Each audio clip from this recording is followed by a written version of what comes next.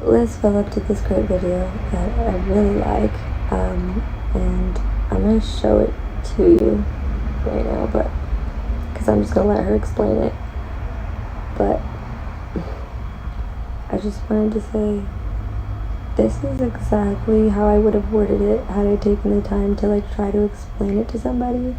Honestly, nobody ever really asked what my learning style or how my thinking was. Honestly, I wish more people had asked. This is basically pretty important for people to pay attention to. So when I was a young little lad in school, I remember one of my teachers touching on learning styles, but it was just that, a mention. This should be like a kindergarten class or a first grade class for kids to learn about themselves early on, so that they can start to build the language that they're going to want to use to describe themselves as learners. For example, Liz uses chaotic in describing herself, and it's referencing how her learning style is sort of unpredictable. She can't schedule it, so that makes the things like deadlines different for her. Not better or worse, but absolutely different. This resonated so much. I remember struggling to be able to explain this, because a lot of people would just dismiss it as ADD, but when I went to the doctor, they were unable to diagnose me with ADD because she said, technically, I guess I sat through a whole movie, so I'm sure she didn't just want to hand out a prescription to anybody, and I'm sure she didn't believe me. I'm not convinced that I have it either, but this learning style is definitely something that should be discussed, and I have yet to hear any given names to it. So when I hear Liz talking about these things, it's like the first time in forever, and it's really refreshing because everything she said resonated perfectly. Definitely have the same style where I like to, I sort of need to do things on my own time, and it's really complicated to explain because a lot of times it just sounds like you just need to do it, but I literally have intrusive thoughts that interrupt me and I can't focus, but these are good thoughts. Intrusive thoughts is a term used in psychology to describe thoughts that come involuntarily and that we didn't invite them really. They have nothing to do with what we're trying to focus on, and they keep coming in. Okay, and I'm using this term obviously as a figure of speech because these intrusive thoughts aren't necessarily bad, they're just intrusive. They're just interfering with my ability to focus at the moment. But do I really need to focus? So this is exactly what Liz was talking about. How important is this deadline and how realistic is it? Yes, right now, we just went through seeing how drastically the school system could change in, overnight with this last pandemic. And you can't necessarily say that you can predict the way that we're gonna teach our children, collectively. It could be in so many different private classes. In my opinion, it's gonna expand so much that school won't even be it won't even be normal to have public schools, because all the private schools will be sort of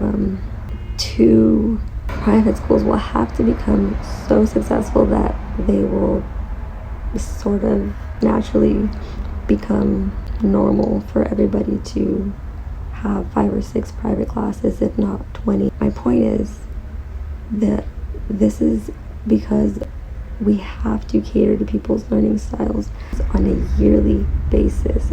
The Bible touches on this in a lot of different sections. When referencing animals, it's saying, does God not always give you what you need?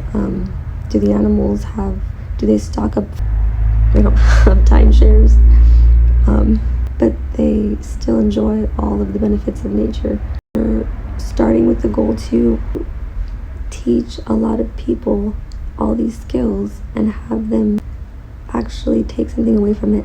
I'm sure that was the initial goal, but somehow that translated to, let's just pass everyone that doesn't really know how to do anything, and when they mess up in the job market, it'll be their fault anyways, and everybody will suffer for it.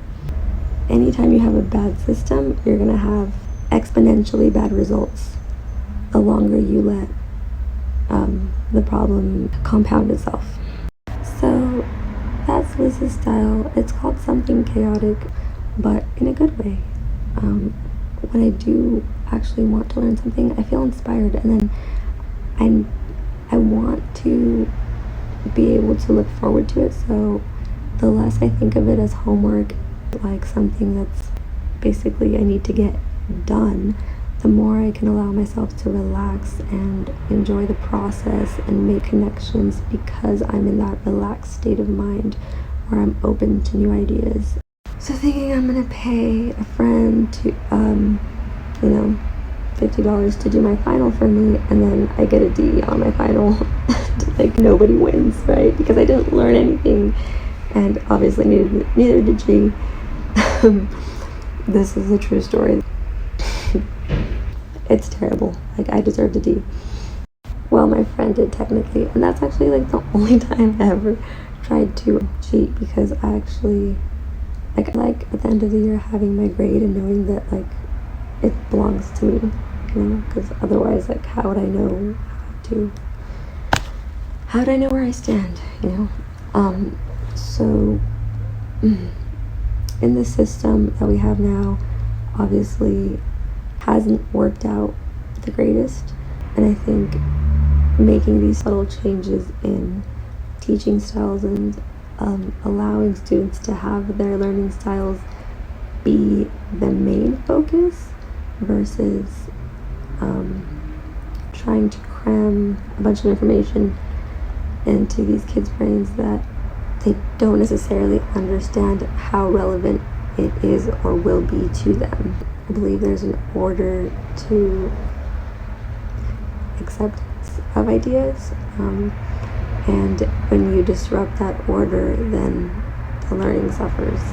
It helps if you have slept, it helps if you have ate, it helps if you're not stressed out about a close family member just being in a car accident and you can't focus because you're wondering if they're gonna be all right. That's an extreme example, of course. Everything that we're living in our daily lives is going to affect our attention and retention, and ultimately the connections that we make with those ideas. It's way long. So what we're basically telling students is that they can lie, they can cheat, they can take as long as they want, and they can do horrible on the test and still get the results that they want. That's like telling someone they can go be an astronaut, fly off, and they don't have to know anything about gravity, or they don't have to wear a spacesuit. This is an extreme point, man. This is we're putting our kids through a K through 12 system that's literally lasts 12 years and then even longer in post-grad. There's nothing wrong with those things as long as we're not penalizing people that are actually doing actual learning and wanting to make a positive change. What Liz said about the 5 and 5,000 percentages, I never looked at it like that. It makes sense for me to think of it that way. What most students would normally do in a week, taking however many minutes out of the day, 5 times a week, I would prefer to do and would have so much more to gain from doing that in the same day and taking 10 hours to do it, because I'm already in that ultra focus. And so this was huge for me, because I was always in a situation where I was constantly being interrupted, and it would drive me crazy. It was like I couldn't get to a space that was just my own. I didn't feel comfortable in the library, if I forgot a certain book or I needed a highlighter and I'm not home, I was always like that forgetful person. Even at home, it seemed like it was hard to get quiet, private time without being constantly interrupted. I should say I felt like I was constantly being interrupted because sometimes it was even by my own thoughts, and that's my other example. So the intrusive thoughts things, the reason I call them intrusive is because I'm borrowing from the psychology term of these involuntary thoughts basically that we have and that we can't exactly necessarily control them, or they're hard to control because they keep coming in and out, and no matter what you try to focus on, it seems like those thoughts will bother you. I'm trying to think of something because it's always something like, that it's like irrelevant, so like the logical brain tries to rule it out, and then maybe the emotional brain, I want to say, just comes in and is like, nope, gonna remind you again.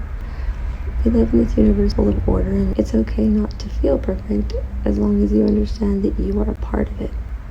And so it's not magical. You still go through the ugly parts, you still feel pain, and you still have to let it run its course, but it doesn't necessarily have to be bad anymore. In my head, I just decide not to label it bad or good or anything other than intrusive, as in arriving at an inconvenient time for me. There must be a good reason why I'm interrupting myself at an early age, and I guess I kind of understood this, but I couldn't vocalize it. I didn't know exactly how to say it, or that I needed to say it. I thought, of course, we always think that everybody is just like us.